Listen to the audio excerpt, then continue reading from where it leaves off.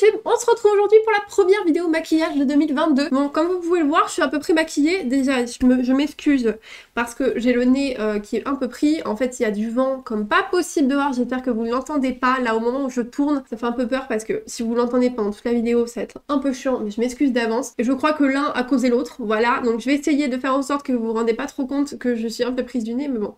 Malheureusement, on est en plein hiver et j'ai les yeux qui grattent également. C'est génial! On adore ce début de 2022 niveau santé, c'est génial, n'est-ce pas? Et encore, j'ai pas encore chopé le coco, on va faire le test juste après, donc on va rester optimiste. Mais en tout cas, aujourd'hui, on se retrouve pour un test maquillage, comme je vous l'ai dit, et sur un produit phare de 2021 qui a fait un carton et que je voulais tester pour voir ce que ça donnait vraiment, si ça valait vraiment la peine de tester, tout simplement. On va parler du Pillow Talk de chez Charlotte Tilbury, voilà, on va faire un petit test ici, je vous mettrai comme d'habitude mon avis sur un peu plus de long terme, voilà, sur le test sur toute la journée, le lendemain, etc.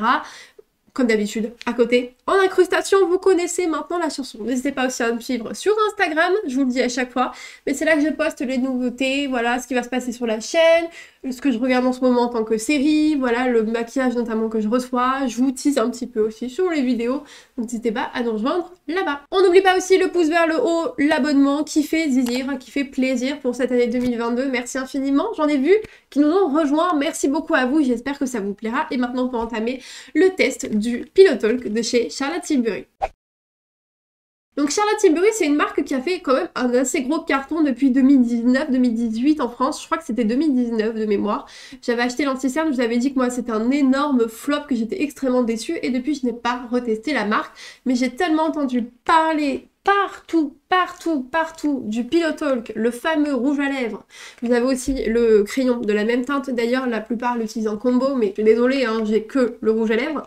Mais c'est déjà bien assez, c'est l'essentiel. Et en fait, j'en ai tellement entendu parler partout parce que chacune a dit tu portes quoi dans ta lèvre? Pillow Talk, Pillow Talk, Pillow Talk, Pillow Talk, Pillow Talk. Bah, évidemment, je porte le Pillow Talk. Bah oui, c'est vrai que c'est logique. Elles l'ont toutes sur les lèvres et elles disent que c'est le nude parfait. Donc on va tester. Est-ce qu'il s'agit vraiment du rouge à lèvres parfait à porter tous les jours? Oui ou non? Bah, je vous donne ma réponse dans cette vidéo.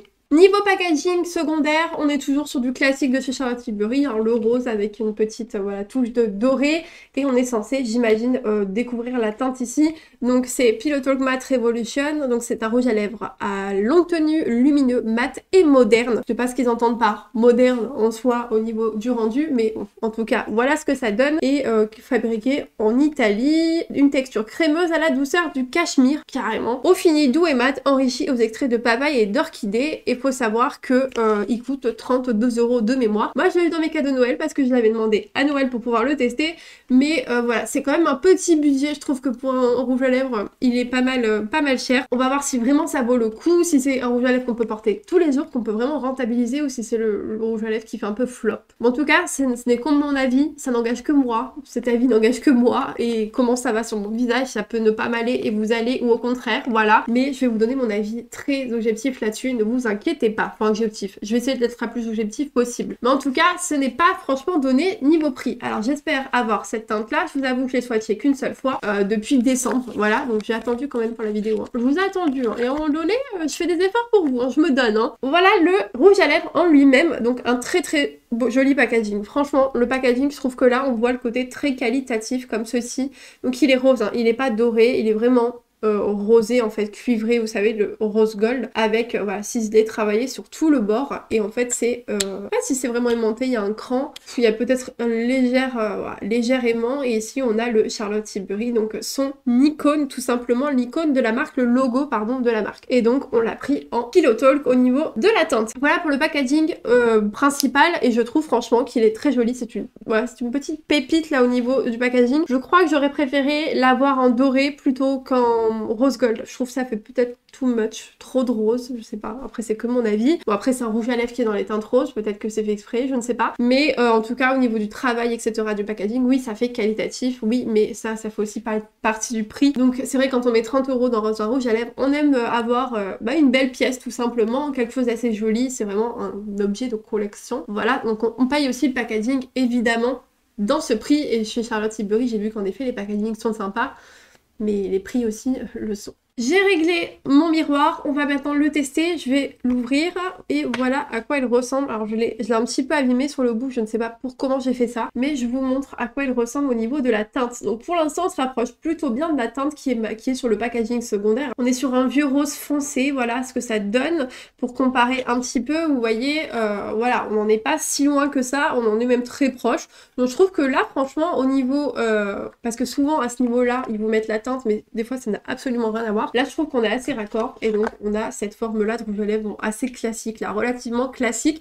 En tout cas, au niveau de la teinte, je trouve que ça me donne vachement envie de l'appliquer sur mes lèvres, d'avoir un vieux rose assez soutenu, avec un effet mat. Moi, personnellement, c'est tout ce que j'aime, donc j'espère que ça rendra aussi bien sur mes lèvres. On va tester maintenant le swatch sur la main. Donc, je vais vous montrer. Donc là, j'ai un peu abusé en passant 25 points à le rouge à lèvres, mais vous voyez clairement que déjà, on perd un petit peu... Bon, il est beaucoup plus clair quand même sur ma main, je trouve, personnellement, je regarde dans le miroir, oui, il est quand même vachement plus clair sur ma main, donc on a déjà, bon, plus exactement la même teinte, mais sur énormément de produits, ça fait ça. Donc ne vous attendez pas à avoir cette couleur-là sur les lèvres, ça sera plus cette couleur-là un peu plus claire, mais en tout cas la teinte est vachement jolie et ça ne me surprend pas que beaucoup d'influenceuses le portent tous les jours. Si jamais il est vraiment bien au niveau de la texture, etc., bien sûr, mais au niveau de la teinte, c'est vrai que c'est une teinte qui peut forcément aller à tout le monde parce qu'on est sur une teinte assez classique, mais on est sur un très joli nude. Moi, clairement, c'est le genre de teinte que j'adore. Donc là, j'ai bien envie de le tester. Au niveau du fini, là, c'est bon, il a séché, il est clairement mat. Voilà, clairement mat. Je ne sais pas si ça se verra, je vais essayer de bouger ma main à la lumière, mais malheureusement il n'y a pas beaucoup de lumière, il y a surtout beaucoup de vent aujourd'hui. Mais en tout cas, il est bien mat, il est bien sec. Donc voilà, j'espère que ça ira. Par contre, j'ai les lèvres un peu sèches ces derniers temps parce qu'il fait froid. Donc j'espère que ça va pas altérer le rendu, mais en tout cas, bon, on va regarder ça tout de suite ensemble. Je vais l'appliquer, let's go!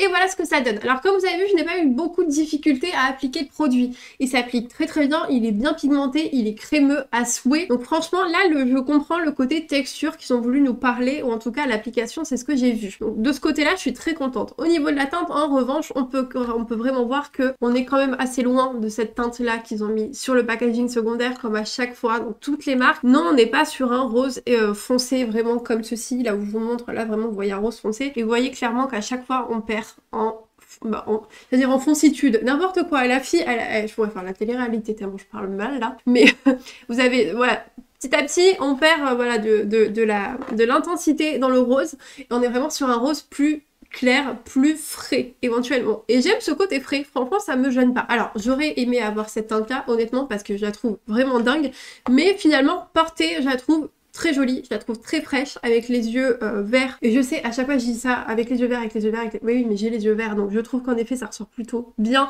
parce qu'on est sur un rose qui est très frais, et du coup ça tranche plutôt bien avec les yeux verts. Donc voilà, petite astuce pour les yeux verts, il vous ira plutôt bien normalement, mais je trouve que franchement, pour l'instant là, au premier abord, j'aime beaucoup l'effet qu'il donne. Je trouve qu'il a vraiment bien glissé, par contre il n'est toujours pas sec là sur mes lèvres, pas du tout. Mais de ce que je regarde, je suis désolée, je vous regarde pas parce que je regarde mon miroir hein, pour vous donner un avis objectif, enfin le plus objectif possible.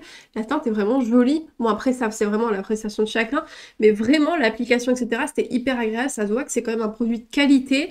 Après la tenue etc, je vous ai dit je vous mettrai des updates ici. Voilà, à chaque fois je vous le dis, je vous mettrai des updates. Dès que je teste un produit en crash test, j'adore vous mettre des updates sur le côté. Donc je vous mettrai ce que j'en ai pensé au fur et à mesure de la journée, après un repas, etc. Je vais le tester sur plusieurs jours pour vous donner un avis un peu plus précis que juste oui, ouais, l'application elle est cool, la teinte est cool et c'est tout. Ciao!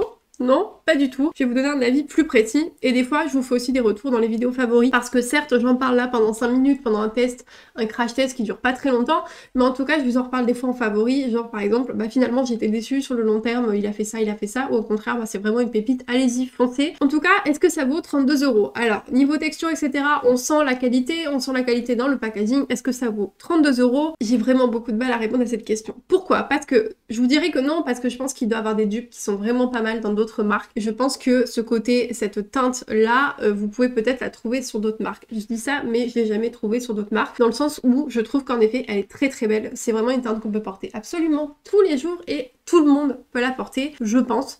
je pense que ça peut vraiment aller à tout le monde. Ce genre de teinte-là, c'est vraiment très joli, c'est très frais. Je trouve que ça rehausse le teint. Je trouve que j'avais une mine fatiguée avant de le mettre et je trouve que ça a rehaussé le teint. Donc franchement, de ce côté-là, je trouve qu'au niveau de la teinte, ils ont vraiment bien joué leur jeu, Charlotte Tilbury. Après, est-ce que ça vaut 32 €? C'est toujours à vous de voir. Voilà, au niveau du ratio, il y en a qui mettraient pas plus de 5 € pour un rouge à lèvres, il y en a qui peuvent mettre 50 € pour un rouge à lèvres, c'est pas grave. Donc vraiment, c'est à vous de voir. Mais moi, est-ce que je regrette d'avoir demandé ça à Noël? Bah franchement, pas du tout. J'avais peur, honnêtement, de regretter. Là, il commence à sécher un petit peu, je le vois un peu plus mat qu'avant. J'avais peur de regretter et au final, je me dis que là, au printemps, cette couleur, elle va être complètement dingue.